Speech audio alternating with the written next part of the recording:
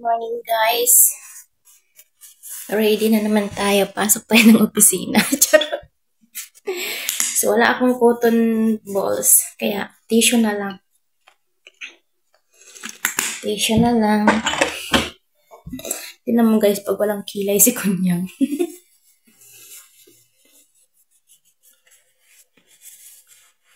Ay. Diba? Oh, ganyan lang.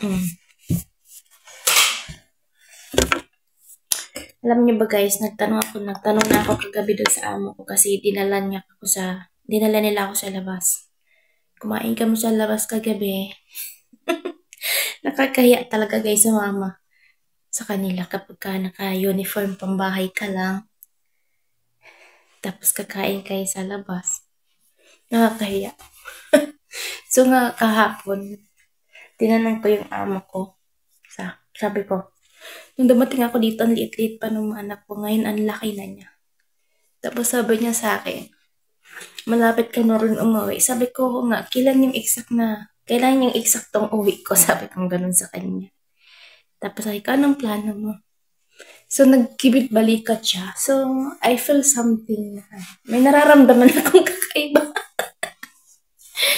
So, sinabi na lang niya na iintayin kita. Pero hindi ako sigurado guys. Kasi parang hindi na. Parang iba na. So, wala namang problema sa akin.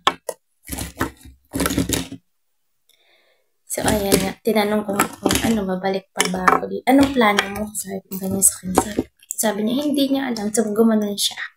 Tapos tumingin yung lalaki. So, parang nagtinginan silang dalawa. Kasi nga guys, pag Friday, pag Biyernes at Sabado, dito lang talaga ako sa kwarto ko. Pagkatapos ng trabaho ko, ano naman gagawin ko dun sa labas? Nakipaghalubilo ako sa kanilang dalawang mag-asawa. Diba, hindi naman pwede kasi nga, sabihin na natin mabait yung bayhana. Pero, iba pa rin talaga sa kanila guys. Lalo na kapag may lalaki, iba sa kanila. Iba yung tingin nila pag may lalaki. So, maglagay lang tayo lip balm kasi ayan, nagda-dry yung lips natin. Lip balm. Tapos, maglagay lang tayo ng kilay. Wala yung pulbo ko. Tapos, tinanong ko, anong plano mo? Sabi niya, tinanong ko pala siya, anong eksaktong uwi ko? Sabi ko ganyan sa kanya. Sabi niya, pinag-iisipan pa niya, dapat uuwi daw ako yung bago papasok. Hindi ko alam. So, ngayon, sabi ko, anong plano mo? Sabi niya, babalik pa ba ako dito? Sabi niya, gumanon siya. So, it means, nagdadalawang isip din siya, kagaya ko.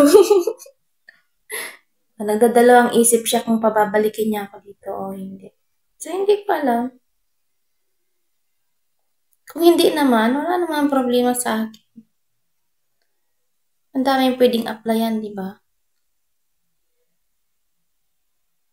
Kasi nga, minsan naiirita din yan sila sa akin, lalo na sa pagiging mahihain ko nga. Minsan hindi ko sila binabati, tahimik lang ako, so akala nila galit ako. Tapos napapansin ko rin nga sa kanila, ba na yung ano ba, lalo na yung matanda, simula dumating yung baluga na matanda na katulong ng lalaki. Meron nung sumbungira guys, napakasinungaling. Sumbungira, kaunting kibo mo, lalo na pag wala yung tigulang, lagi nakabantay, akala mo siya yung may-ari ng bahay ba, akala mo siya yung amo. So ngayon, yung matanda, iba na yung niya, hindi na kagaya dati na, siya.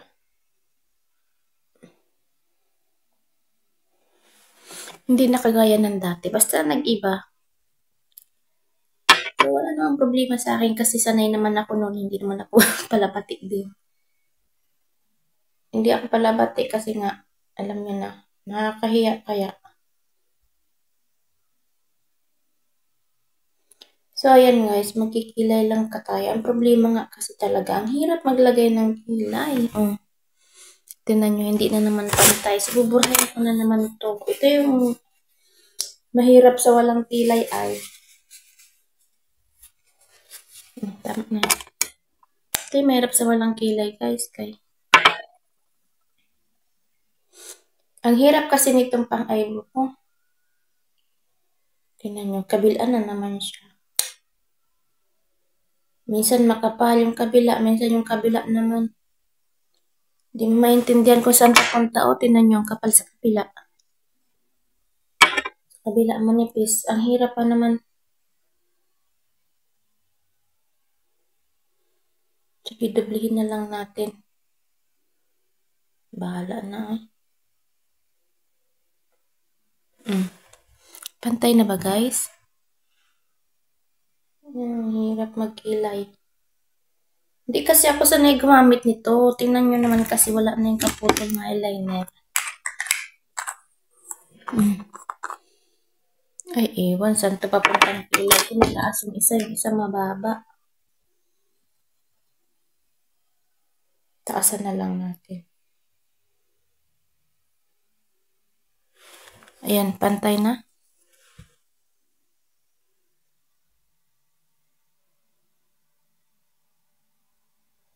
So, yun nga, guys.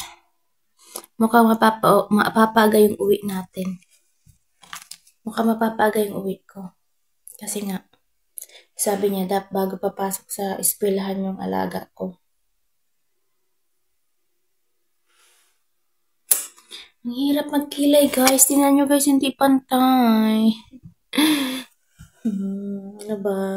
Makisama ka naman. Wala pa naman akong cotton buds pang. Tingnan nyo, guys. Oh, saan ba papunta yung kilay? Mataas, mababa. Bahala na.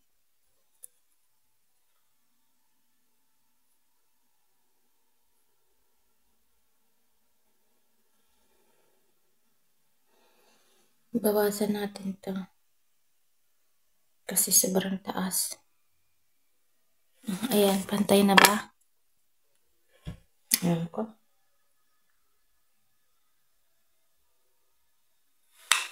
Hindi kasi ako, guys, marunong magkilay. Ano ba? Problemang kilay na to.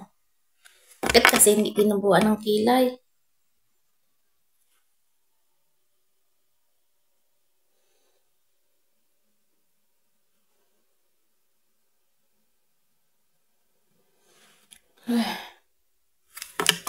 Ay, naku, kilay ka, bahala ka. Ayusin na lang kita mamaya. Late na kasi, guys. Magigising na sila. Wala pa akong nagawang tinapay.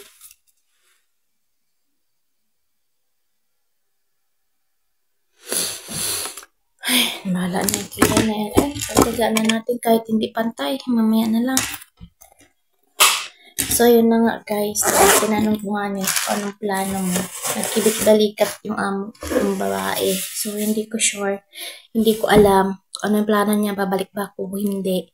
Tapos nakita ko kasi na parang tumingin yung lalaki tapos kumindat sa kanya. So, walang problema. Kasi minsan madalas na naririnig ko nagtatalo yan sila tungkol sa akin. Kasi nga, ano naman gagawin ko sa labas? Nandiyan naman yung lalaki. Eh kung wala, din nandun ako sa labas mo. So kung kailangan nila ako para doon sa bata, tawagin na lang ako nila. So yun lang, guys. Sobrang haba na 8 minutes and 50 seconds. So yun lang, guys. Good morning. Happy Sunday, guys.